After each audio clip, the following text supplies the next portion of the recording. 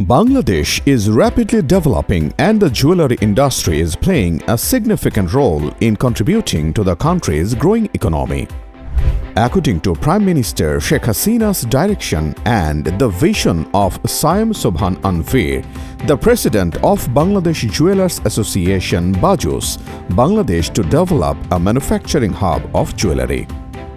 BAJUS goals to integrate new technology with traditional jewellery factories and KNC services is introducing the new technology of jewellery machineries for the first time in Bangladesh.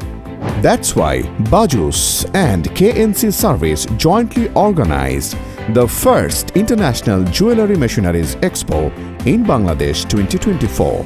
The expo will be held from July 4th to 6th at the International Convention City Bashundhara, Dhaka.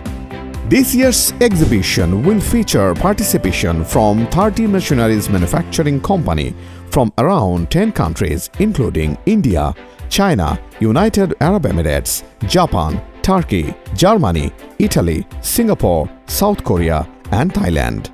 The exhibition will provide insights into the machineries used in building modern jewellery factories and manufacturing gold jewellery.